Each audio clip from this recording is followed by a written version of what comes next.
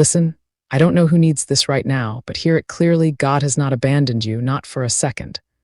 Life can get overwhelming, loud, messy, even painful to the point where you feel like you're drowning in questions with no answers in sight, but none of that changes who God is.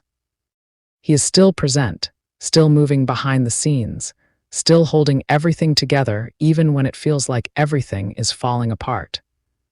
Some of you have been praying nonstop, waiting for a breakthrough, crying in silence, asking God why nothing seems to shift, and you've kept going even when your strength felt gone.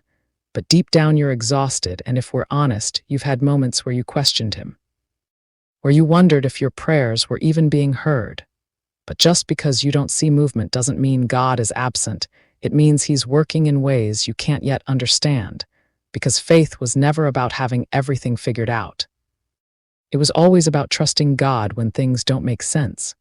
Scripture reminds us in Isaiah 55:8-9, "For my thoughts are not your thoughts, neither are your ways my ways," declares the Lord, and that truth hits deep because it means there will be seasons where life feels confusing, where nothing adds up, but even then God is not confused. He is intentional, He is precise, and He is never late.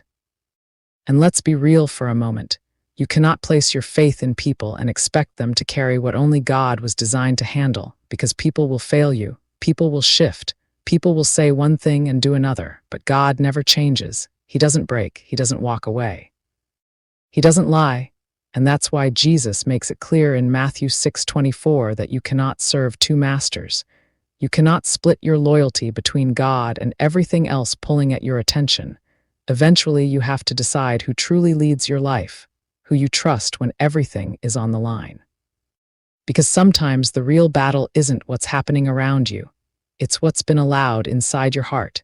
It's when we start choosing comfort over truth, when we defend what we know isn't right just to avoid standing alone. When we follow voices that sound good instead of following God who is good, and that's not faith, that's confusion, and God is not the author of confusion. He brings clarity, conviction, and truth that cuts through the noise. Exodus 23 says, "You shall have no other gods before me."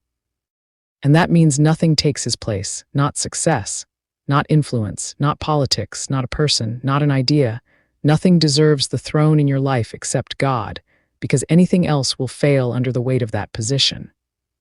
But here's the part that should bring you peace.